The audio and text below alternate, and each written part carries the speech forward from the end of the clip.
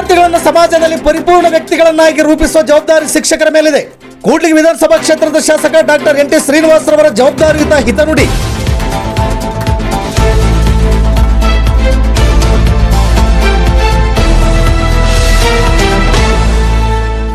S ವೀಕ್ಷಕರು, ವಿಜಯನಗರ ಜಿಲ್ಲೆ ಕೂಡ್ಲಿಗಿ ಪಟ್ಟಣದಲ್ಲಿ ದಿನಾಂಕ 19/9/2025 ಪಟ್ಟಣದ ಚಂದ್ರಶೇಖರ ಆಜಾದ್ ರಂಗಮಂದಿರದಲ್ಲಿ ಆಯೋಜಿಸಿದ್ದ ಡಾಕ್ಟರ್ ಸರ್ವಪಲ್ಲಿ ರಾಧಾಕೃಷ್ಣನರವರ 137ನೇ ಜಯಂತಿ ಕಾರ್ಯಕ್ರಮವನ್ನು ಉದ್ಘಾಟಿಸಿ ಮಾತನಾಡಿದರು.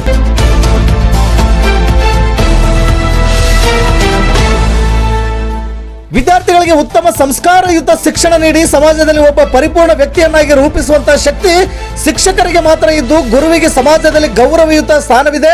ಶಿಕ್ಷಕ ವೃತ್ತಿ ಪವಿತ್ರವಾದದ್ದು. ನಾನು ನೇತ್ರ ವೈದ್ಯನಾಗಿ ಕೂಡ್ಲಿಗಿ ಕ್ಷೇತ್ರದ ಕಟ್ಟಕಡೆ ವ್ಯಕ್ತಿಯಿಂದ ಹಿಡಿದು ಕರ್ನಾಟಕ ರಾಜ್ಯದ ಪ್ರಥಮ ಪ್ರಜೆಯಾದ ನಮ್ಮ ಸರ್ಕಾರದ ಸನ್ಮಾನ್ಯ ಮುಖ್ಯಮಂತ್ರಿಗಳಾದ ಸಿದ್ದರಾಮಯ್ಯನವರಿಗೂ ಕೂಡ ಕಣ್ಣಿನ ಸೇವೆ ಮಾಡಿರುವಂತಹ ಹೆಮ್ಮೆಗಿಂತ ಮತ್ತೇನು ಬೇಕು?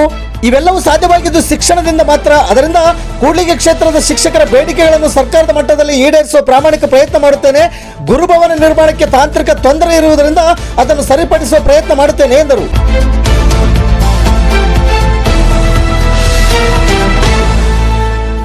ಜಯಂತ್ಯೋತ್ಸವ ಕಾರ್ಯಕ್ರಮದ ದಿವ್ಯ ಸಾನ್ನಿಧ್ಯ ವಹಿಸಿದ್ದ ಪರಮ ಪೂಜ್ಯ ಶ್ರೀ ಹಿರೇಮಠ ಸ್ವಾಮೀಜಿರವರು ಸೇರಿದಂತೆ ಕಾರ್ಯಕ್ರಮದಲ್ಲಿ ತಾಲೂಕು ದಂಡಾಧಿಕಾರಿಗಳಾದ ವಿ.ಕೆ. ನೇತ್ರಾವತಿರವರು, ತಾಲೂಕು ಪಂಚಾಯತಿ ಕಾರ್ಯನಿರ್ವಾಹಕ ಅಧಿಕಾರಿಗಳಾದ ನರಸಪ್ಪರವರು, ಪಟ್ಟಣ ಪಂಚಾಯತಿ ಅಧ್ಯಕ್ಷರಾದ ಕಾವಲಿ ಶಿವಪ್ಪ ನಾಯಕರವರು, ಪ್ರಭಾರಿ ಕ್ಷೇತ್ರ ಶಿಕ್ಷಣಾಧಿಕಾರಿಗಳಾದ ಜಗದೀಶ್ವರವರು ಸೇರಿದಂತೆ ನೌಕರರ ಸಂಘದ ಅಧ್ಯಕ್ಷರಾದ ವೆಂಕಟೇಶ್, ಹಿರಿಯ ದಲಿತ ಮುಖಂಡರಾದ ಗುಣಸಾಗರ ಕೃಷ್ಣಪ್ಪ ಮತ್ತು ತಾಲೂಕು ಶಿಕ್ಷಕರ ಸಂಘದ ಪದಾಧಿಕಾರಿಗಳು ಹಾಗೂ ತಾಲೂಕಿನ ಎಲ್ಲ ಶಿಕ್ಷಕ ವೃಂದದವರು ಮುಖಂಡರು ಉಪಸ್ಥಿತರಿದ್ದರು.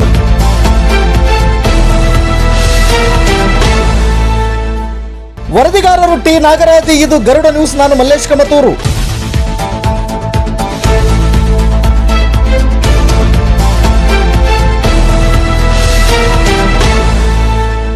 ನಮಸ್ಕಾರ ಎಲ್ಲರಿಗೂ. ಡಾಕ್ಟರ್ ಸರ್ವಪಲ್ಲಿ ರಾಧಾಕೃಷ್ಣನ್ ಅವರ 137ನೇ ಅಂಗವಾಗಿ ಇವತ್ತೇನು ಶಿಕ್ಷಕರ ದಿನಾಚರಣೆ ಆಚರಿಸ್ತಾ ಇದ್ದೀವಿ. ಎಲ್ಲರಿಗೂ ಶಿಕ್ಷಕರ ದಿನಾಚರಣೆ ಹಾರ್ದಿಕ ಶುಭಾಶಯಗಳನ್ನು ತಿಳಿಸ್ತಾ ನಮ್ಮ ವೇದಿಕೆಗೆ ಸಾನ್ನಿಧ್ಯ ವಹಿಸಿದಂಥ ಹಿರೇಮಠದ ಪ್ರಶಾಂತ ಸಾಗರ ಸ್ವಾಮೀಜಿಗಳು ಪಾದಗಳಿಗೆ ನಮಸ್ಕರಿಸುತ್ತಾ ಮತ್ತು ವೇದಿಕೆ ಮೇಲಿರ್ತಕ್ಕಂಥ ಎಲ್ಲ ನಮ್ಮ ಗುರು ಹಿರಿಯರಿಗೆ, ಸಾಧಕರಿಗೆ ವಿಶೇಷವಾಗಿ ಒಂದು ರಾಜ್ಯ ಪ್ರಶಸ್ತಿಯಿಂದ ಹಿಡಿದ್ಬಿಟ್ಟು ಎಲ್ಲ ರಾಜ್ಯ ಮಟ್ಟದ ಮತ್ತು ತಾಲೂಕು ಮಟ್ಟದ, ಜಿಲ್ಲಾ ಮಟ್ಟದ ಪ್ರಶಸ್ತಿಗಳಿಗೆ ಭಾಜನರಾಗಿರ್ತಕ್ಕಂಥ ಎಲ್ಲ ವೇದಿಕೆ ಮೇಲೆ, ವೇದಿಕೆ ಮುಂಭಾಗ ಇರ್ತಕ್ಕಂಥ ಎಲ್ಲ ನಮ್ಮ ಗುರುಮಾತೆಯವರು ಮತ್ತು ಗುರು ಹಿರಿಯರಿಗೆ ನಮಸ್ಕರಿಸುತ್ತಾ, ನನಗೆ ಒಂದು ದೊಡ್ಡ ಬಣ್ಣು ಕೊಟ್ಟಿದ್ದಾರೆ. ಇಷ್ಟು ಮಾತಾಡಬೇಕು ಅಂತೇಳಿ. ಬಟ್ ನಿಮ್ಮ ಶಿಕ್ಷಕರಿಂದ ಸ್ವಲ್ಪ ಕಾಮನ್ ಸೆನ್ಸ್ ಕೂಡ ಬೆಳೆಸ್ಕೊಂಡಿದ್ದೀನಿ ನಾನು. ಸೊ ಇಂಥ ಒಂದು ಡಾಕ್ಟರ್ ಆಗಿ ಸುಮಾರು ಜನ ಶುಗರ್ ಪೇಷಂಟ್ ಕೂಡ ಇರ್ತಾರೆ.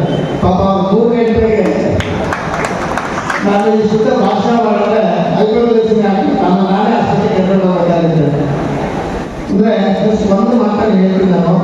ಶಿಕ್ಷಣ ಅಂತಂದರೆ ಒಂದು ಹಳ್ಳಿ ಹುಡುಗನಿಗೆ ಇವತ್ತು ಎಂಥ ಶಿಕ್ಷಣ ಕೊಡಬೇಕು, ಎಂಥ ಶಿಕ್ಷಕರಿಗೆ ನಮ್ಮ ತಾಲೂಕು ಕೂಡ ಅದಕ್ಕೊಂದು ಮಾದರಿ ಶಿಕ್ಷಕರು ಹೇಗೆ ಒಂದು ವಿದ್ಯಾರ್ಥಿನ ರೂಪಿಸ್ಬೋದು ಅನ್ನೋದಕ್ಕೆ ಒಂದು ಕುಗ್ರಾಮ ಹಳ್ಳಿಗೆ ಕೂಡ ಶಿಕ್ಷಣ ಪಡೆದಂಥ, ನಮ್ಮ ತಾಲೂಕಿಗೆ ಶಿಕ್ಷಣ ಪಡೆದಂಥ ವ್ಯಕ್ತಿ ಇವತ್ತು ನಮ್ಮ ತಾಲೂಕಿನ ಕಟ್ಟೆ ಬೆಳೆ ವ್ಯಕ್ತಿಗೆ ಚಿಕಿತ್ಸೆ ಕೊಡೋದಷ್ಟೇ ರಾಜ್ಯದ ಪ್ರಥಮ ಪ್ರಜೆಗೆ ಹಾಗೂ ಮುಖ್ಯಮಂತ್ರಿಗಳಿಗೆ ಚಿಕಿತ್ಸೆ ಕೊಡುವಂಥ ಒಂದು ಶಕ್ತಿಯನ್ನು ತುಂಬಿರ್ತಕ್ಕಂಥ ಎಲ್ಲ ಈ ಶಿಕ್ಷಕರು ನನಗೆ, ನಮ್ಮ ತಾಲೂಕಿನ ಶಿಕ್ಷಕರು ನನಗೆ ಈ ಕೊಟ್ಟಿದ್ದಂಥ ಆಶೀರ್ವಾದದಿಂದ ಇವತ್ತು ಒಂದು ಸಿದ್ದರಾಮಯ್ಯ ಸಾಹೇಬರಿಗೆ, ನಮ್ಮ ಕೇಂದ್ರ ಸರ್ಕಾರದ ಮುಖ್ಯಮಂತ್ರಿಗೆ ಒಂದು ಉತ್ಕೃಷ್ಟವನ್ನು ತುಂಬಿದಿದೆ ಅಂತಂದ್ರೆ ನಿಜವಾಗ್ಲೂ ನಾನು ಈ ಒಂದು ಶಿಕ್ಷಣದ ಕೊಡುಗೆ ಇಷ್ಟು ಸಾಕು, ನಿಜವಾಗ್ಲೂ ನನ್ನ ಜನ್ಮ ಸಾರ್ಥಕ ಆಗಿದೆ ಅಂತ ನಾನು ಭಾವಿಸ್ತೀನಿ.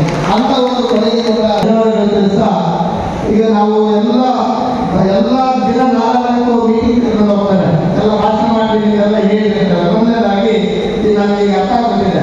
ಒಂದು ದೊಡ್ಡ ಲೀಸ್ಟು ಬೇಡಿಕೆಗಳಿರ್ತವೆ, ಆಮೇಲೆ ಸನ್ಮಾನಗಳಿರ್ತವೆ.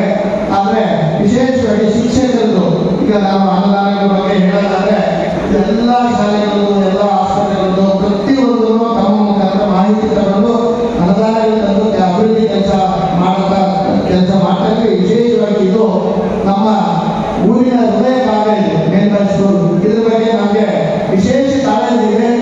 ಸುಮಾರು ತುಂಬ ತಿನಿಸು ಅಂದರೆ ನನ್ನ ಶಿಕ್ಷಣ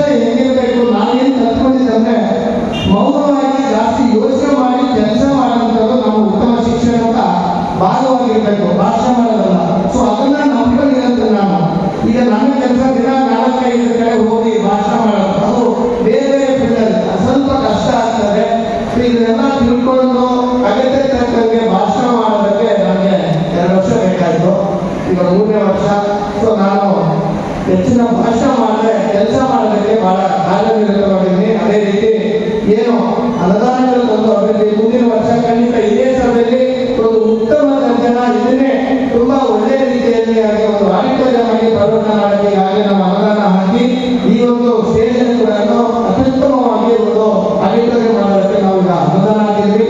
ಅದೇ ರೀತಿ ಶಿಕ್ಷಣ ಆರೋಗ್ಯಕ್ಕಷ್ಟೇ ಅನುದಾನ ಅಲ್ಲ, ಶಿಕ್ಷಕರಿಗೆ ಕೂಡ ನಮ್ಮ ಅನುದಾನದಲ್ಲಿ ಮತ್ತು ಅವರ ಆರೋಗ್ಯಕ್ಕಷ್ಟೇ, ಶಿಕ್ಷಕರ ಆರೋಗ್ಯಕ್ಕೆ, ಶಿಕ್ಷಕರ ಆರೋಗ್ಯಕ್ಕೆ ಮತ್ತು ಅವರ ಸೌಲಭ್ಯಗಳಿಗೆ ಕೂಡ ನಾನು ಈಗ ನಮ್ಮ ಸರ್ಕಾರದ ಪರವಾಗಿ ಧ್ವನಿಯಾಗ್ತೀನಿ ಅಂತ ಹೇಳ್ತಾ, ಮತ್ತೆ ಈಗಾಗಲೇ ನಮ್ಮ ಮಾನ್ಯ ಮುಖ್ಯಮಂತ್ರಿಗಳಾದಂಥ ಸನ್ಮಾನ್ಯ ಶ್ರೀ ಸಿದ್ದರಾಮಯ್ಯ ಅವರು ಮತ್ತು ಉಪಮುಖ್ಯಮಂತ್ರಿಗಳಾದಂಥ ಶ್ರೀ ಡಿ ಕೆ ಶಿವಕುಮಾರ್ ಸಾಹೇಬರು ಮತ್ತು ನಮ್ಮ ಶಿಕ್ಷಣ ಸಚಿವರಾದಂಥ ನಮ್ಮ ಮಧು ಬಂಗಾರಪ್ಪ ಸರ್ ಮತ್ತು ಸುಧಾಕರ್ ಸರ್ ಅವರ ನೇತೃತ್ವದಲ್ಲಿ ತುಂಬಾ ಒಳ್ಳೆ ಉತ್ತಮ ಶಿಕ್ಷಣ ಇಲಾಖೆಯಲ್ಲಿ ತುಂಬಾ ಬದಲಾವಣೆಗಳು ಆಗ್ತವೆ, ಉತ್ತಮ ಕೆಲಸಗಳಾಗ್ತವೆ. ಶೀಘ್ರದಲ್ಲೇ ಮನೆ ಕ್ಯಾಬಿನೆಟ್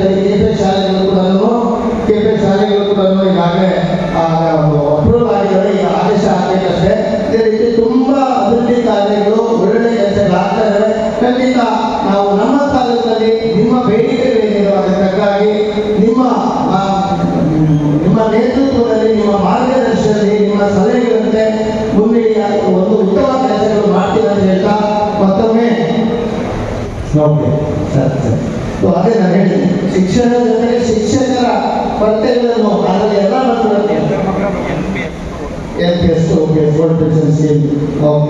ಖಂಡಿತ ಸರ್. ಇದನ್ನ ಮಾನ್ಯ ಮುಖ್ಯಮಂತ್ರಿಗಳು ಉಪಮುಖ್ಯಮಂತ್ರಿಗಳು ಗಮನಕ್ಕೆ ಕೊಟ್ಟಿದ್ದಾರೆ. ಖಂಡಿತ ನಾವು ನಿಮ್ಮ ಸಲಹೆಗಳು ಇದನ್ನು ನಾವು ಖಂಡಿತ ಸ್ವೀಕಾರ ಮಾಡಿ ಉದ್ದೇಶಿಸಿದ ಉದ್ದೇಶಕ್ಕೆ ಮಾನ್ಯ ಏನು ಆನ್ಲೈನ್ ಗ್ಯಾರಂಟಿ ಆಶ್ರಮ ಕೊಟ್ಟಿದ್ದಾರೆ ಅದ್ರ ಬಗ್ಗೆ ಸರ್ಕಾರ ಮಟ್ಟದಲ್ಲಿ ಗಮನ ಹರಿಸಿ ನಾವು ಹೇಳಿದ್ದೀರಿ. ಇದ್ರ ಬಗ್ಗೆ ನಾನು ಖಂಡಿತ ಮಾನ್ಯ ಮುಖ್ಯಮಂತ್ರಿಗಳಿಗೆ, ಮಾನ್ಯ ಶಿಕ್ಷಣ ಸಚಿವರಿಗೆ, ಮಾನ್ಯ ಉಪಮುಖ್ಯಮಂತ್ರಿಗಳಿಗೆ ಗಮನಕ್ಕೆ ತರ್ತೀನಿ ಅಂತ ಹೇಳ್ತಾ, ಇನ್ನು ಎಷ್ಟು ಕಾಲೇಜ್ಗಳೇನೆ ಇನ್ನೂ ಒಂದು ನನ್ನ ಹತ್ರನೇ ಲಕ್ಷಾಂತರ ಮಕ್ಕಳಿಗೆ ನೀವೆಲ್ಲ ಬೆಳಕಾಗಬೇಕು ಅಂತ ಹೇಳ್ತಾ ಮತ್ತೊಮ್ಮೆ ಎಲ್ಲರಿಗೂ ಶಿಕ್ಷಕರ ದಿನಾಚರಣೆ ಹಾರ್ದಿಕ ಶುಭಾಶಯಗಳನ್ನು ತಿಳಿಸ್ತಾ, ಮತ್ತು ಇವತ್ತು ರಾಜ್ಯ ಪ್ರಶಸ್ತಿ ಪಡೆದಂತ ನಮ್ಮ ಶಿವನಗರಗೆ ಮತ್ತು ಅನೇಕ ರಂಗಗಳಲ್ಲಿ ಇಲ್ಲಿ ಇವತ್ತು ಪ್ರಶಸ್ತಿ ಪಡೆದಂತ ಎಲ್ಲರಿಗೂ ಧನ್ಯವಾದಗಳನ್ನು ತಿಳಿಸ್ತಾ ಮತ್ತೊಮ್ಮೆ ಶಿಕ್ಷಕರ ದಿನಾಚರಣೆ ತಿಳಿಸ್ತಾ ನಾನು ಮುಗಿಸ್ತೀನಿ. ಜೈ ಹಿಂದ್.